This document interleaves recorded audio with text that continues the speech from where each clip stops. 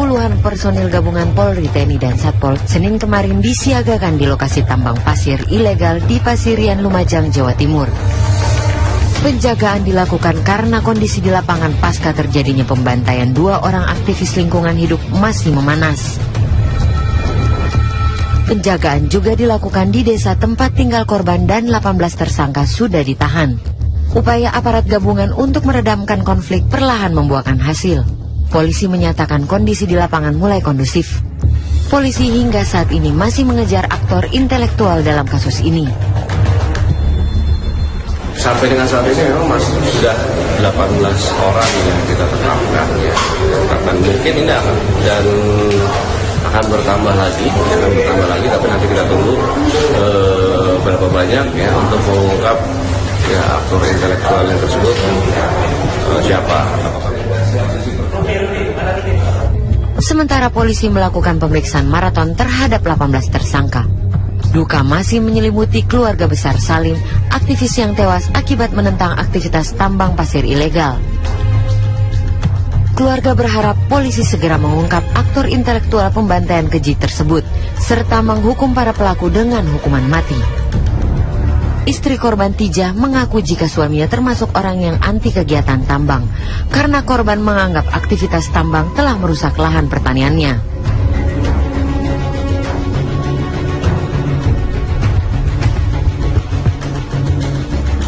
Rasa kehilangan yang mendalam dirasakan oleh istri korban karena almarhum Salim selama ini merupakan tulang punggung keluarga yang membiayai kehidupan dan sekolah keempat anak serta cucunya.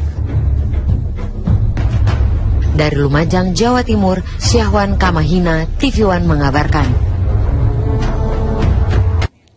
Ya, kami saat ini akan mengupdate bagaimana perkembangan terkini terkait dengan meninggalnya salah seorang aktivis warga di kawasan Desa Selok Awar-Awar Pasirian, Lumajang yang menolak adanya eksploitasi tambang pasir di wilayah ini. Dan saat ini kami berada di rumah duka almarhum Salim Kancil.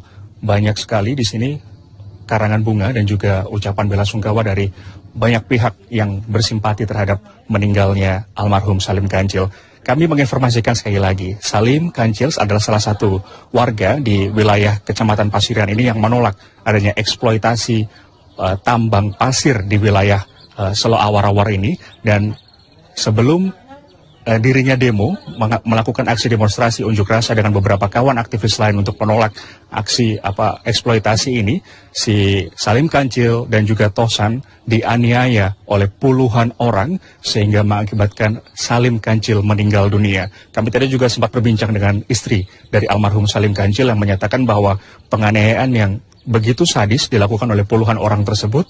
Puluhan orang tersebut datang di rumah dari Salim Kancil ini, kemudian mereka mengikat tangan dari Salim Kancil, kemudian memukul dengan sekop, kemudian juga celurit, kemudian benda-benda tumpul serta benda-benda tajam lainnya yang kemudian Salim Kancil diseret hingga ke balai desa. Dan akhirnya di sana juga dilakukan aksi yang cukup keji di mana Salim Kancil disetrum dan akhirnya meninggal dunia. Sementara korban yang lain adalah Tosan yang saat ini masih mendapatkan perawatan intensif di Rumah Sakit Saiful Anwar yang juga mengalami luka parah. Dan saat ini kami telah bersama dengan 2 orang narasumber yang akan menceritakan apa sebab dari aksi kejadian ini dan awal mula demonstrasi yang dilakukan oleh kawan-kawan yang kontra dengan eksploitasi tambang pasir di wilayah Selok Awar-Awar Pasirian, Lumajang. Saat ini kami telah bersama dengan Mas Muhammad Imam. Assalamualaikum, selamat pagi Mas Imam. Waalaikumsalam, selamat pagi Mas. Mas Imam, bisa diceritakan mungkin awalnya rekan-rekan dari Mas Salim Kancil CS untuk kontra, untuk melakukan aksi unjuk rasa terhadap penambangan pasir yang ada di wilayah Selok Awar-Awar ini? Waktu pertama terbentuknya awal forum komunikasi anti tambang itu akibat yaitu terbentuknya masalah jalan-jalan rusak, sawah-sawah yang dirusak itu Mas, akibat terus lahan pertanian nggak bisa hasil panen itu gak seimbang, gak sesuai, gak bisa panen itu Mas. Lah akibat itu sering memakan korban di jalan raya, terus di lokasi-lokasi tambang itu Mas. Terus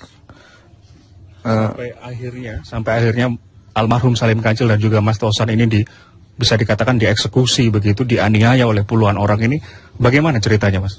Kalau Bapak Tosan itu kan sebagai yang ada di depan dari forum kami kan ada di depan sebagai motor penggerak lah itulah Mas. Lah itu waktu itu Pak Tosan itu calling saya masih pagi, dia bilang ada di mana Cong? Saya di rumah Pak. Kalau bisa sekarang ke sini, saya gak ada temannya. Oke Pak, saya langsung meluncur rumah Pak Tosan.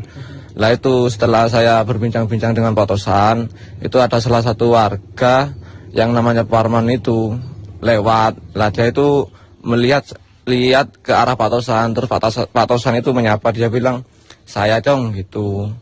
Lah mungkin dari Parman itu salah tangkap.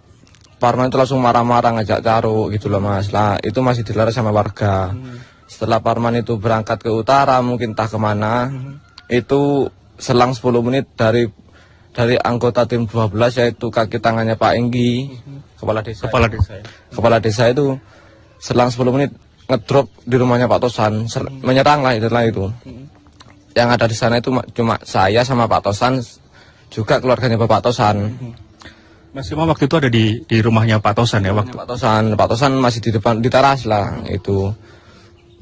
Lah itu yang namanya Eksan anaknya Bapak Desir itu turun dari sepeda tanpa basa-basi langsung menghajar Pak Tosan itu.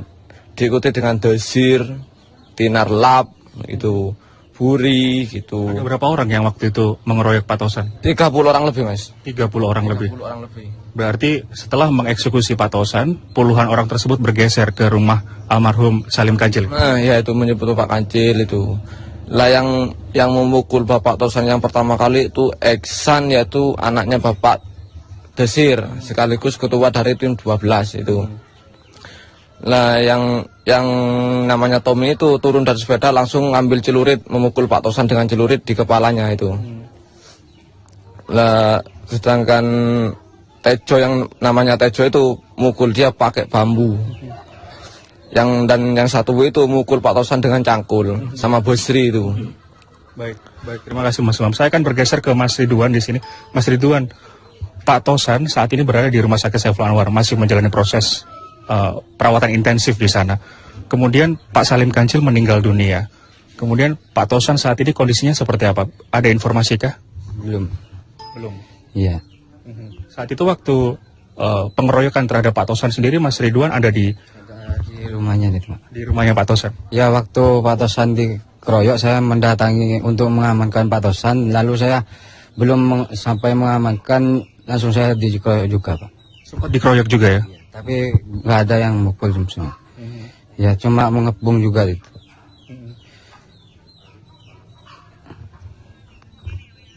Oke, Mas Ridwan mungkin ada yang bisa disampaikan lagi begitu?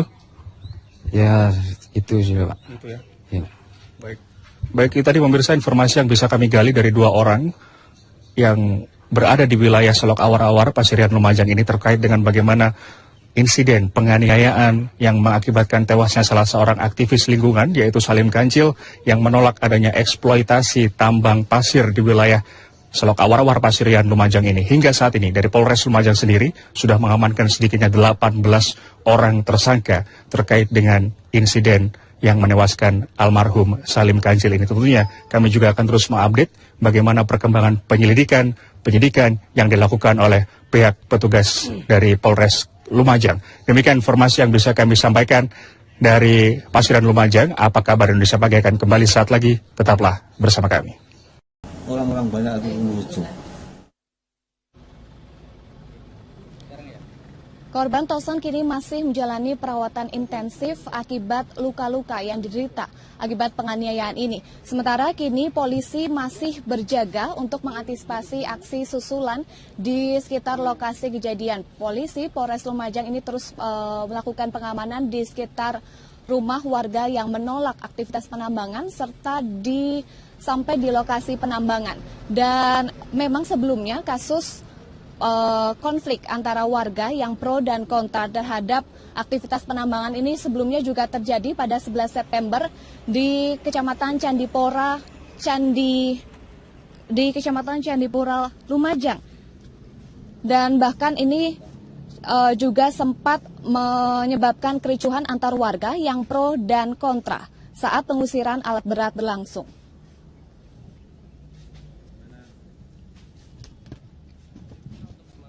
Masih 338 dan 170 itu saja. Maka nanti motif yang seperti apa itu nanti akan terungkap pada saat seluruh pelaku sudah tertangkap. Jawa Timur, Rike, memang menjadi salah satu daerah yang menarik bagi aktivitas pertambangan, bahkan tidak sedikit yang ilegal. Dan salah satunya ada di Lumajang dan Tulung Agung. Berikut liputannya untuk Anda, Rike.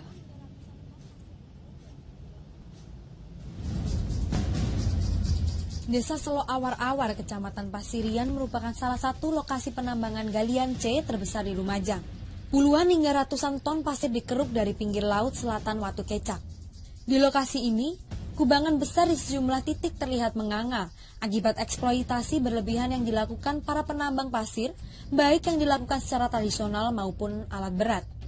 Pemerintah desa maupun pemerintah Kabupaten Lumajang sejauh ini tidak memiliki data resmi aktivitas penambang baik yang dilakukan secara legal maupun ilegal.